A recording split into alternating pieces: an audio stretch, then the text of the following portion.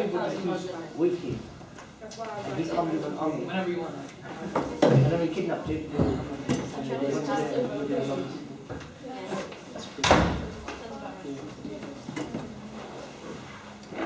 Next item, guys. Should we get started? Okay, so today's topic will be Isra and the Mi'raj. So firstly, just a definitional question. What is Isra and what is Mi'raj? Anyone know? Starting with Isra. What does it mean? What does it term mean? Anyone guys? Let me check. Coach Shah, you're aching for an answer. Gosh, I know there's no chocolates this time, but... No, no answer. Okay, so Isra just means a night journey, a journey by night. And Mi'raj is a mechanism for going up, like an escalator or a ladder or a lift. And when we mentioned the Isra, this is about the night journey that took the Prophet from Mecca, from Masjid al-Haram in Mecca to Bayt al-Maqdis or Masjid al-Aqsa in Jerusalem. And the Mi'raj is the ascension to the heavens, where the Prophet went from Jerusalem up through the seven heavens and met Allah subhanahu wa ta'ala.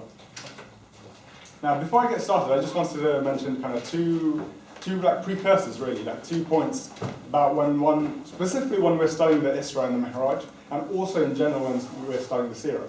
Firstly, it's a problem of kind of having a chronology of events, like, especially the especially the Meccan period of the Seerah. It's because no one really had a timeline. Like the Arabs, there was no Islamic calendar. The calendar was only instigated in the time of Umar, which was, years after the death of the Prophet. So it's very hard to get a clear order of events. And this you can see this in the Isra itself, because there's many events that we don't really know exactly. I mean, think of it this way: like the Prophet narrated the story to his companions, and each one then narrated to someone else for posterity. And so, like, if you just think about yourself, if you come to any class, any event, and someone asks you to describe what's going on, each person will kind of say different points, and they will never really specify what happened when. They will just say, this happened and this happened and this happened. And this is the whole problem with a lot of the Seerah, really. Like, people just mention events. They don't really mention the chronology, and they don't really mention what happened exactly when.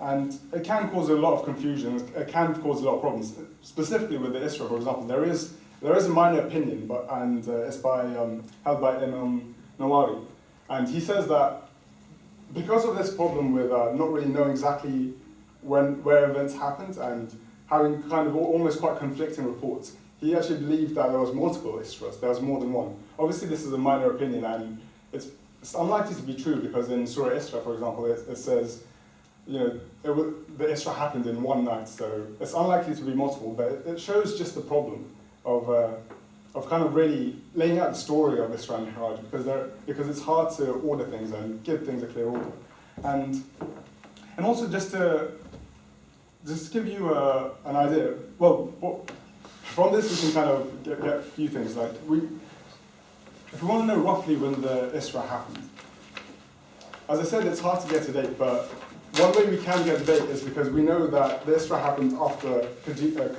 the Prophet's wife Khadija radiallahu anha died, and from this we can roughly get a date of about a year and a half before the Hijrah. Now, I want to illustrate the problem of chronology by actually looking to Khadija and the Prophet and their marriage. So I just wanted to ask, like, how long were the two married for? Anyone know? How long was the marriage of Prophet Muhammad and Khadija? Guys, sorry? 22 years. 25 years? Mm-hmm. Yeah, 25 years. That's generally what's agreed upon. And can anyone tell me how old was the Prophet when he married her? 25. 22, 23, 24, 25, but I mean, yeah, generally around that age. Now, how old was Khadija? Well, there's two opinions. One that she was 28 and one that she was 40. And actually, the common opinion is that she's 40. Yeah. But the more logical thing is that because she had 6 children afterwards, that's why she's more likely to be 28. Yeah, so the thing is, like, the opinion everyone I'm sure hears is that she was 40. And this is like, the Seerah book I was using to go through it, it just says in a line, she was 40, and there's no discussion at all on the topic. But if you look at it, 40 is actually is actually the weaker opinion in terms of both the quality and the quantity of the evidence. There's a lot more stronger opinions that she was actually 28, and this comes from the earliest compilers of the Seerah and also from the likes of al-Bayhaqi and Ibn Kathir, who said when she died she was in her early 50s, so making her late 20s when she was married. And also, as Shah mentioned, this is a bit more obvious because well, if you think about it, we know the Prophet had at least 6 children with her. Can anyone name them? Any names? Okay, do you know how many boys, how many girls? Come on, guys, you should know this. Qasim Ibrahim were 2 boys who passed away. Qasim and Ibrahim, yeah, the 2 boys. Fatima is the youngest daughter. Kulthum, Zainab, and Ruqayya. Okay, so 6 children, 4 girls, 2 boys. The oldest being Zainab, and the youngest is not Qasim, who's the other one? The youngest is Abdullah. No, sorry, there's Qasim and Abdullah. Abdullah had 2 names, and that's why there's a bit of confusion. Abdullah had some nicknames. You know they have nicknames in Arabia, and so sometimes people confuse the nicknames with actual names.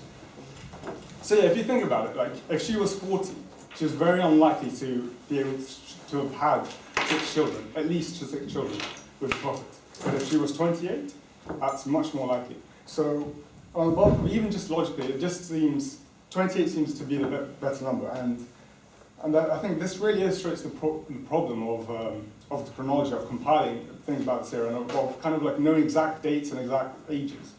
And it's also because in many parts of where we come from, the subcontinent, they specify a night for when they celebrate the night of where Isra happened. And the thing is, we don't even know the month really when it happened. Like the bulk of the opinion is that it happened in Ramadan, but there are other opinions, and it could be one of any 5 months really. So if we don't even know the month, it's I don't really know how people can authentically report what date it is.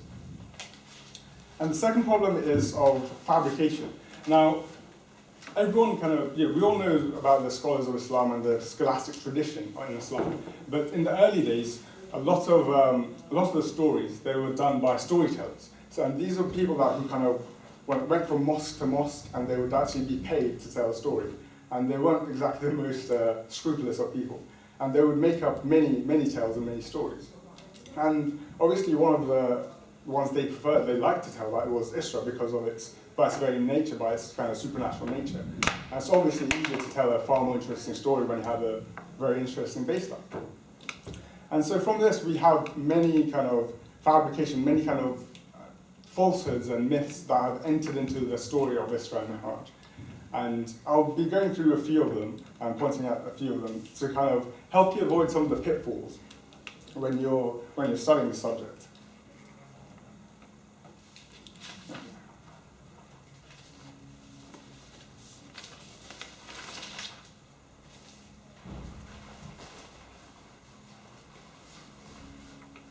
And also, another point is about studying the Isra. There's about 20 authentic narrations, 6 of them actually from Bukhari. And what we know is there's actually, due to these fabrications there's more kind of narrations about the Isra than the whole 13-year Meccan period. So that kind of gives you an idea of just how much has been said about it, but also a lot of that is likely not to be very true. So I think it's an important subject to know the authentic, or as authentic as possible, story of what's going on. So just you don't fall into the traps of what's being told. So I'll start with the story now. I'll start from the beginning.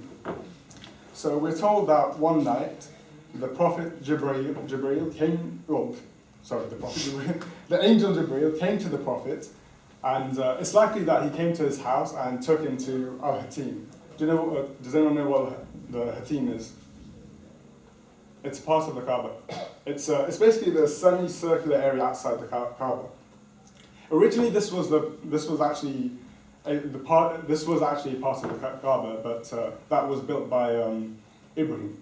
But when it was rebuilt, they didn't really have enough funds, so they left it open. So Hatim is a part of the Kaaba, and the Prophet and Jibreel took the Prophet to Al-Hatim. the angel Jibreel, he proceeded to kind of slice open the Prophet's chest, and then he kind of took out his heart and brought out a basin filled with iman or zamzam. There's a difference in reportings about what exactly it was, but they represent the same thing really, zamzam and iman. And the Prophet, and then the Jibreel proceeded. Iman. Some say iman. What's iman? Just Faith. Oh, faith. faith. Yeah. Okay. Sorry, my pronunciation is terrible. Okay. And others zamzam, you know what zamzam is. Yeah. And Jibreel kind of proceeded to kind of take the heart and wash it in that golden basin filled with water. Now some people might not really believe this was physical, but we have some evidence that it was a physical occurrence, that this did physically happen. First of all, like, this wasn't the first time it happened. Jibreel did the same thing to the Prophet when he was a toddler, when he was about 2-3 years old. He opened up his chest, took out his heart, and washed it in Zamzam to purify it, to fill it with iman, to fill it with faith. And actually, some of the Sahaba are reporting they can still see kind of like you know, when you have an operation when someone's cut up, you still have the scars. They could still see the scars. And this was when the Prophet was 60. And this was decades after his heart being sliced open, and they could still see the scars. So it shows this was a physical occurrence, that the Prophet actually did have his kind of chest ripped open and had the heart taken out. Now the question is, why was this done? Why did this happen? Now, some people have said to kind of purify and kind of fill the Prophet's heart with faith, so he could be prepared for what he's about to see. Because if anyone else was to bear witness of what the Prophet was about to witness, they would probably go mad, in the words of some of the scholars. Now, the next thing that happened was, the favorite part of this of Isra and Mi'raj was the beast, the Buraq. So the Jibreel brought the Buraq to the Prophet. So now this is where some of the fabrication is coming. Now, I just want to get a general idea of what's the opinion? What do you guys think the Buraq? What have you been told about its appearance? A winged horse. A winged horse. Anything else? Like a Pegasus, a white Pegasus. Yeah. A unicorn as well. Yeah. No. Anything else? Like any other? What description have you? Hamza, how about you? Any descriptions of the Buraq? Between the mule and between the donkey and the horse in size. Donkey and a mule, yeah, you're right first time. Okay, but anything else? Any other fantastic stories? I've seen pictures on Google. What are the pictures like? It's got a nice face of a woman, I think. Face of a woman, okay. The Buraq had a face of a woman? On Google, yeah. Okay. They actually flew to Isra. Did he actually fly? Okay, so this is where some of these fabrications, there is no authentic narration that the Buraq had wings. All we know is that it was white, and it was just an animal described between the height of a donkey, so bigger than a donkey, smaller than a mule. And that's all we really know. There's no reports of it having wings, no authentic reports of it having any wings at all. No reports of it being a woman either, or the head of a woman either. That's a picture, bro, and that's the Indian version of it. That's like, what's it called, Brahma or something. And also, what we do know of the Buraq is that it had a mind of its own. It wasn't just some kind of servant. We know this from what happened when the Prophet went to ride it. The Buraq actually what any animal does when a strange rider comes, they'll kind of neigh and try to throw the rider off, and that's exactly what happened to the Prophet. He went on to climbed on board. The Buraq kind of neighed and almost, pushed the Prophet off the horse. And in response, kind of Jibreel kind of grabbed the reins, kind of almost like slapped the horse and kind of rebuked it for what it did, and said to him, "Woe to you, for no one has ridden you that is more blessed in the eyes of Allah than your current rider." So from this we can see a few things, that Buraq had previous riders. It might be an otherworldly animal, but it was, even in the otherworld it has riders. So we're not sure exactly where it's from, but we can kind of tell it's like a wild kind of animal with kind of connotations from what horses are used for and donkeys are used for in this life. Now also, what we know about Buraq, like you mentioned, like, it flew.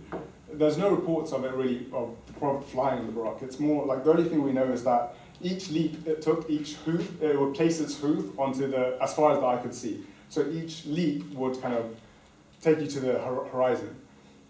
And just if you can think about it, like when you look into a vast landscape, the horizon can stretch on for miles and miles. So 25 maximum. Cool. So maximum of 25 miles according to Hamza. How authentic is your narration? So you can imagine just how fast the Prophet would travel on that. So, and there's nothing about flying; it's just riding the horse. Okay, so on the Buraq, the Prophet was taken from the Kaaba, from Al-Hatim outside the Kaaba, and he went to Bayt al-Maqdis. He went to Jerusalem. Now, one interesting point is that at this time, the Romans were in charge of Jerusalem, and there was no, the original Bayt al-Maqdis, there was a structure built by Sulaiman, alayhi salam, and he had, I guess, like a temple or synagogue, it would have been. At this time, there was no such structure. It was actually a trash dump. There was nothing there, but the Prophet, he saw the original structure. So this must mean that it must have been resurrected for the Prophet, or it can't have been an actual physical building that existed at that time. It was kind of built up for the Prophet. And there the Prophet met with all the other prophets that have ever been sent down. So, okay. So I just want to ask, so over here it's narrated that the Prophet Muhammad sallallahu alaihi wasallam, he went to Bayt al-Maqdis, and there's a bit of a conflict of what actually happened there. One narration says that he prayed 2 rak'ah, and then the other prophets just followed him. So he had no idea that he would be leading the prayer. The other narrations say that he knew specifically that he would be leading the salah, and they made him their imam. Now I just wanted to kind of get you to picture this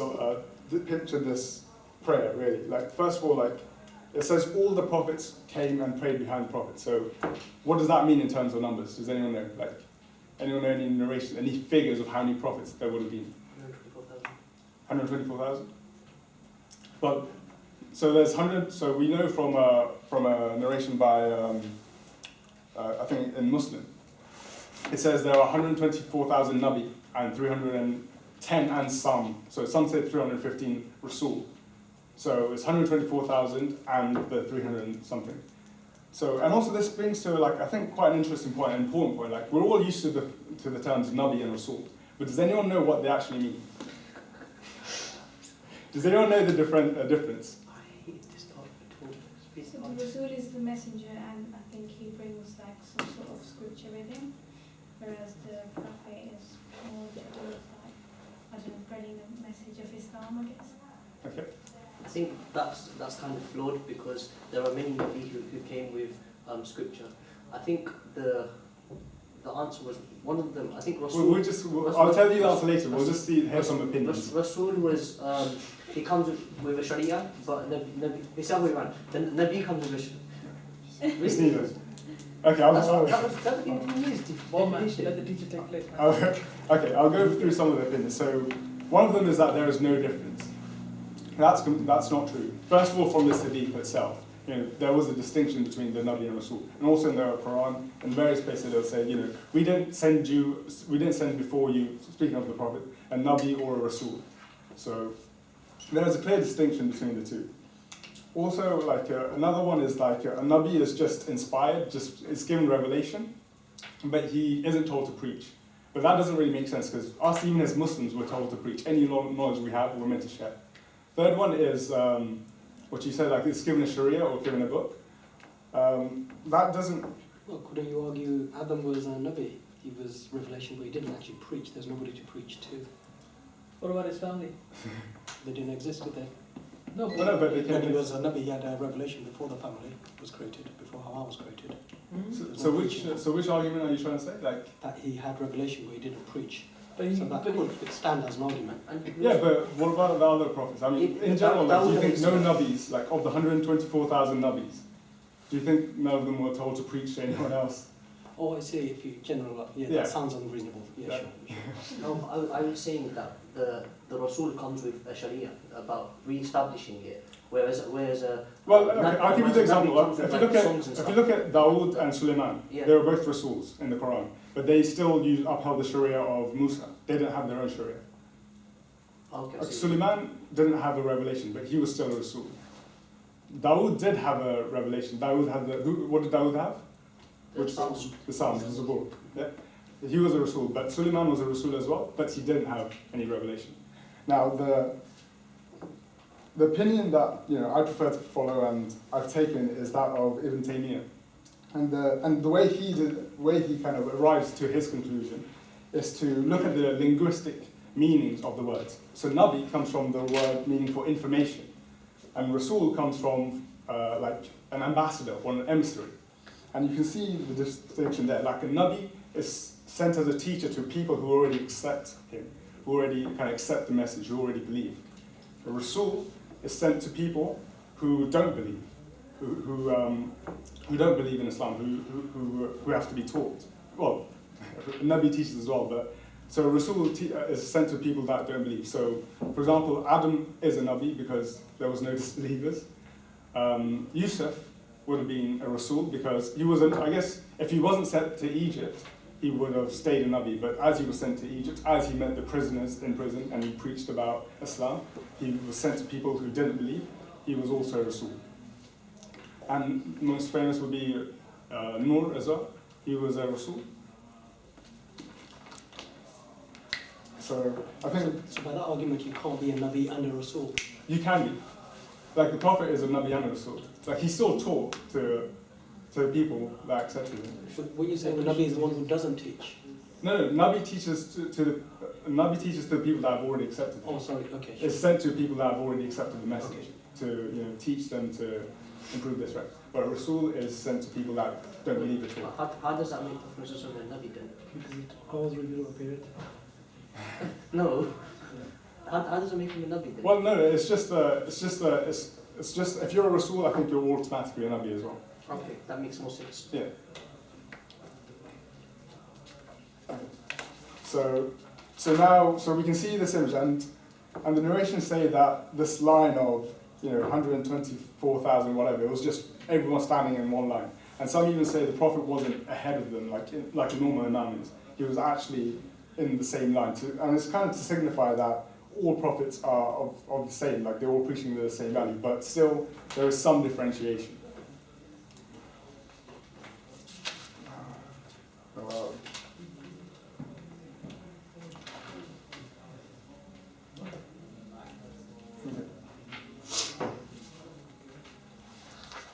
Okay, so and after this, the Prophet also speaks to some of the Prophet Muhammad sallallahu alaihi wasallam. He also speaks to some of the other prophets. Specifically, we have mentions of him speaking to Isa, Musa, and Ibrahim alayhi salam. And he also has some descriptions of what they looked like.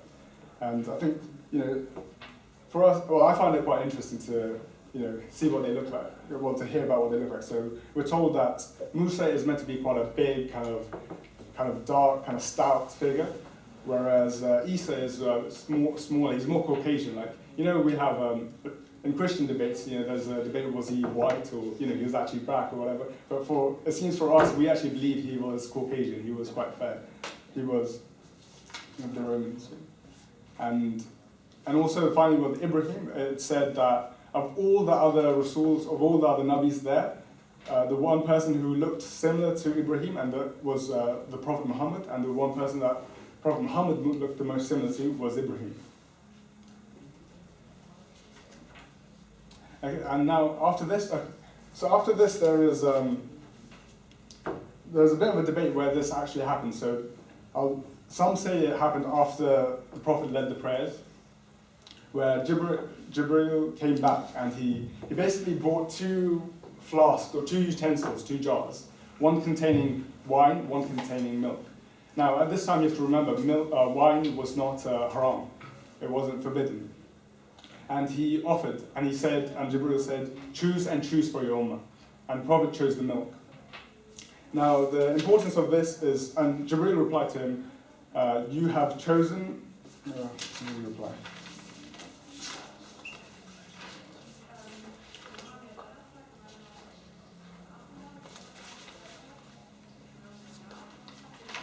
Yeah. He said, you have chosen, what did he say? Chose the milk, didn't He chose the milk, yeah. you? Something water as well. No, it was just milk and wine. He said, well, basically he said, you have chosen correctly, and you have chosen what's pure, and you've chosen the fitrah. So it's really to signify, and you've chosen this for your ummah.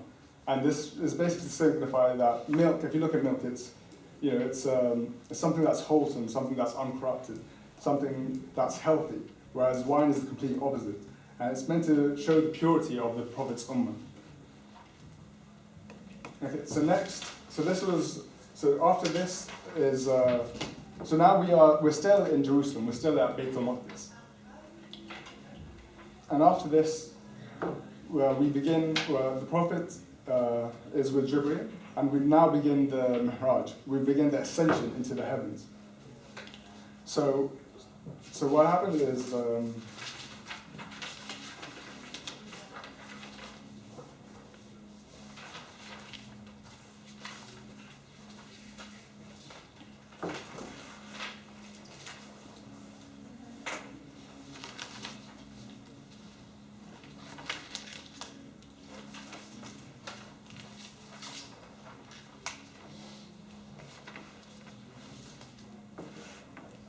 so the Prophet started to ascended with Jibreel into the samawat, into the heavens. Now he reached into the first heaven, and then a caller called out and said, "Who is this?" Jibreel replied, "Jibreel." And the caller replied, "And who is with you?" Muhammad. "And who has been sent? And has he been sent for?" Jibreel replied, "Yes." Caller, "Welcome is he, indeed a blessed comer has come." And the door of the first heaven opened up. And in the first heaven, the Prophet met with, anyone know? And who was Adam al-Islam. Adam al-Islam. The Prophet met with Adam al-Islam in the first heaven, and he said, "Welcome, O noble son, and O noble Prophet." And then they ascended to the second heaven. Same conversation happened. So a caller calls out at the gatekeeper of the door. So each heaven has a gatekeeper, and you need permission to go through. So a caller would call out, "Who is this?" Jibreel would reply, "It's me, it's Jibreel." And then caller would say, "And who is with you?" Jibreel replied, "Muhammad." "And has he been sent for?" "Yes." "Welcome is he, indeed a blessed comer has come." So this happened at every door of the seven heavens. So in the second heaven, this happened, and there was some prophets there. This time there were two. Anyone know which two prophets were in the second heaven? Isa And his cousin. Yahya. Yeah. There he met Isa, and there he met Yahya alayhi salam. And there they said, "Welcome, O noble brother, and O noble prophet." And then they went to the third heaven. Same thing happened with the gatekeeper calling out, asking who it was. And then they met, who did they meet in the third heaven? Yusuf, that's right. And same thing, and the fourth? Idris. Fifth was Harun. And then the sixth heaven was? There we go. And finally, they descended to the seventh heaven, where they met Ibrahim alayhi salam, who just like Adam at the start said, "Oh, welcome, O noble son, and O noble prophet." Sorry, can you say who was in the third, fourth, and fifth? Okay, so it was Adam first. Yeah. The second was Isa and Yahya, the two cousins. Third was Yusuf. Fourth was Idris. Fifth is Harun. Sixth is Musa. And seventh heaven is Ibrahim alayhi salam. Great. Now I'll go through later of why it was these prophets and why it was these prophets in these order in these heavens. And first of all, it's got nothing to do with how high they are. So Adam is not, the lowest of the prophets at all by any means. Some people have this mistaken view that, the rank they are in those in the heavens is the rank of the prophet. That's complete false, and it's not the correct way to interpret why they were there. I'll go through why they were later on. I'm going to clarify this view.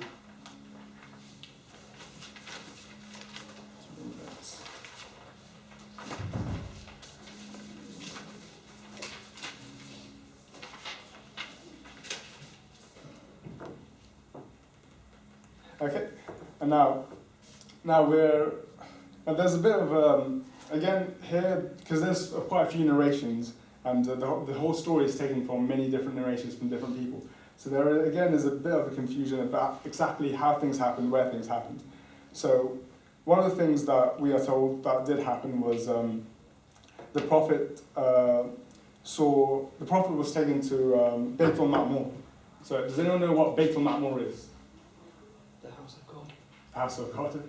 It's basically a Kaaba. It's a Kaaba of the angels.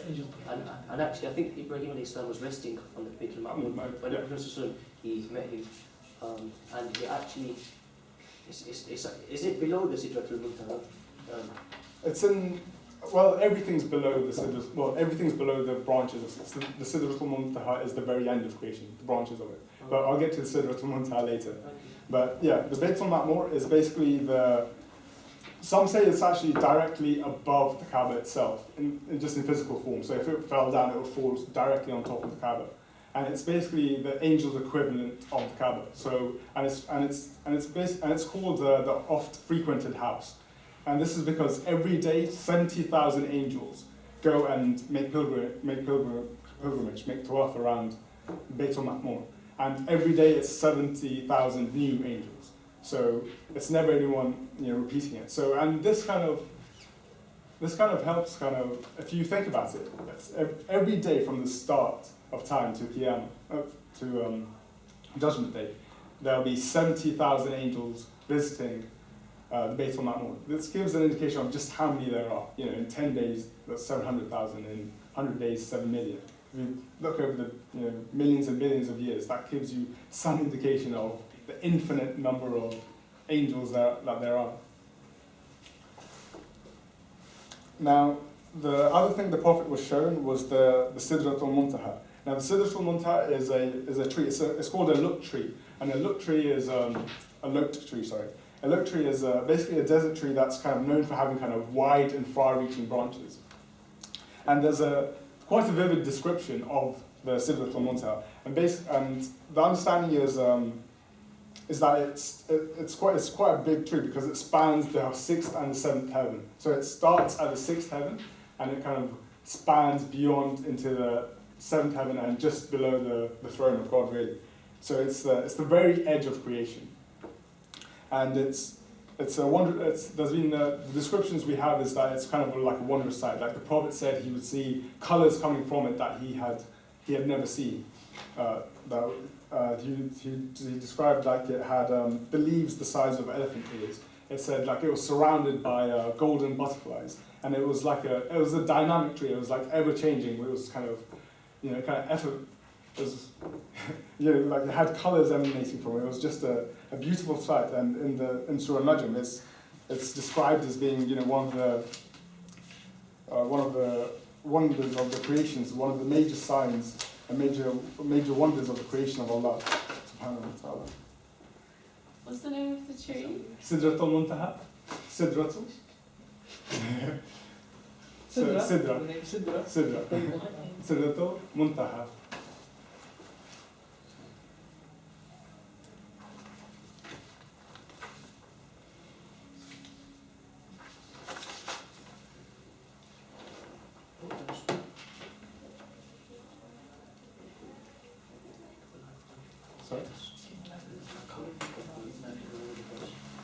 Let's do another.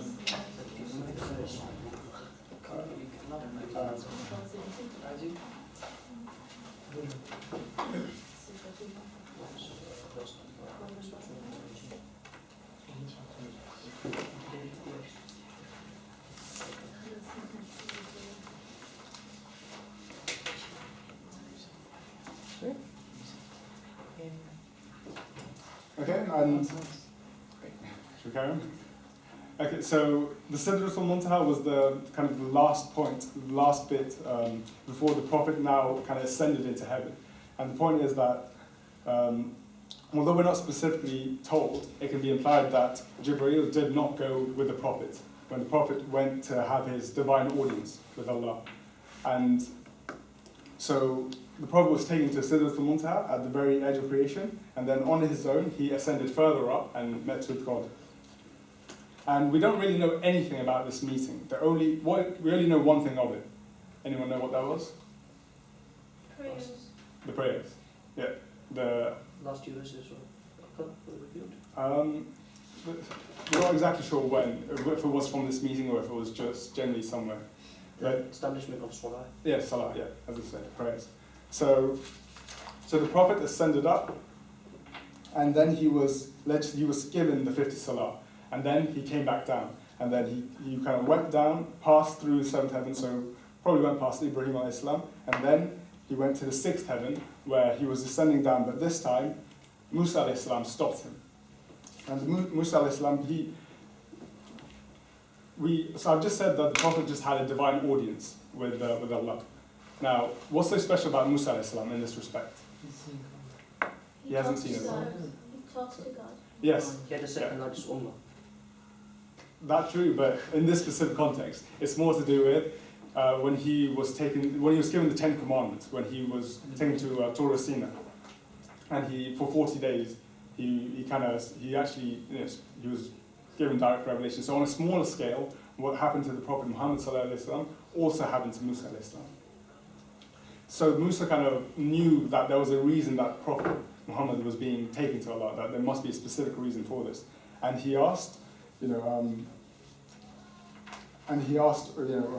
what were you commanded with? So Musa ﷺ knew there would be a commandment. And the Prophet replied that he was commanded to perform 50 prayers each day for him and his ummah. Now Musa ﷺ, we know that in terms of experience from all the prophets, the most similar in terms of what the ordeals they went through to the Prophet Muhammad ﷺ is Musa ﷺ. And he had a lot more experience. I think some say that he kind of lived to about 130. So you can say he had probably 8 decades of experience of dealing with the Bani Israel. So he knew how to deal with a large ummah. So speaking from his experience, Musa alayhi salam advised him, go back to your Lord and ask him to decrease for your ummah. So he said, go back to your Lord and ask him to decrease for your ummah. He said that from his own experience that it would be too difficult, that people would not be able to perform this. And the Prophet, he didn't immediately go back. He actually looked towards Jibreel now, in some narrations. He actually looked to Jibreel and almost as a second opinion, almost to the Jibreel kind of nodded to him as well. And after this, the Prophet, after getting his second opinion, he went back up to the 7th heaven, and he went back, met with Allah, and then he asked, for a reduction. And some say it was reduced by 10, others by 5, but we know this happened a minimum of 5 times that. The Prophet would come back with 40 or 45 salah, and then Musa would say, go back and ask for a reduction again, because your ummah won't be able to handle it. And then he would come back, and eventually this kept repeating until the Prophet was back with 5 salah per day, each day. And even then Musa said, go back, that your ummah will not be able to handle this. Go back and ask for a reduction. But now the Prophet replied that he became too shy, that he was too embarrassed to go back, and that he was content and he was willing to submit to it. And at this very moment, a voice called out, the voice of Allah subhanahu wa ta'ala, said that my legislation has been established and I have made things easier for my servants. It is 5, but it will be rewarded with 50. This basically means Allah had already decreed that it would be 5, but to show the ease that Allah gives, He started at 50, because that, if He willed, that would have been what was legislated. I'll go back into why the kind of the teachings, the lessons that we can derive from why it was done this way. Why not just say 5 and leave it at that? Why it was 50 and then there was the kind of reduction in each stage. Now after the Salah, the Prophet was also shown some of the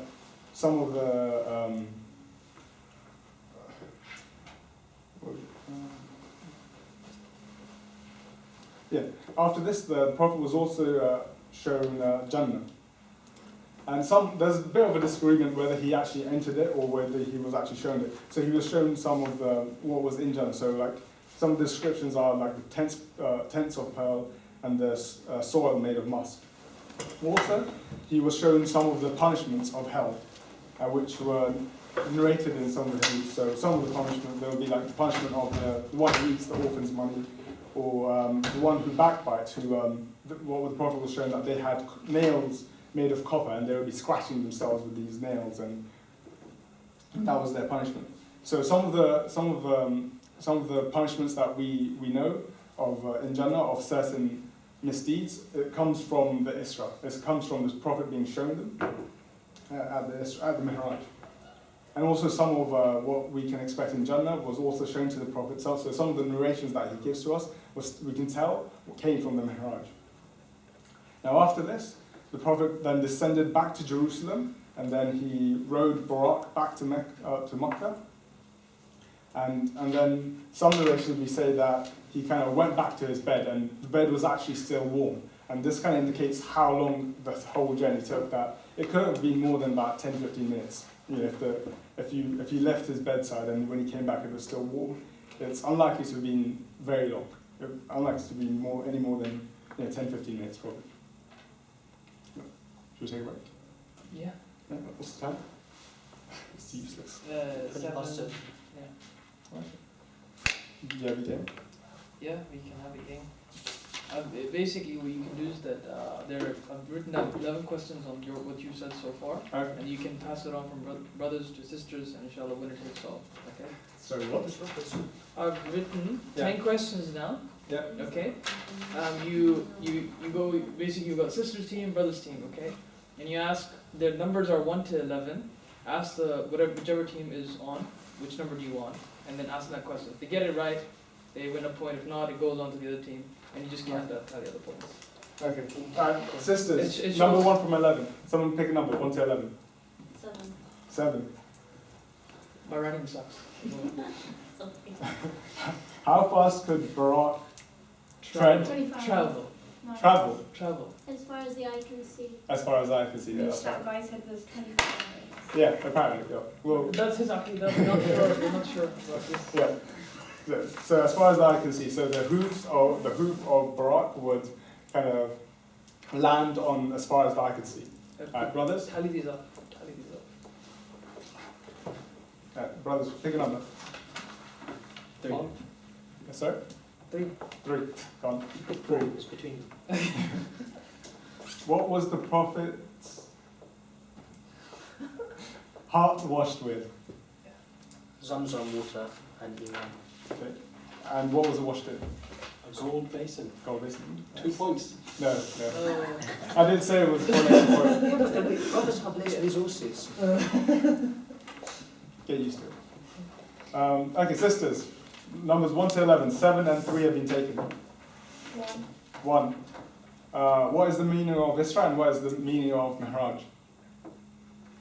Isra is going to, like, ascending, like, going to... Out of the way. It's very night journey.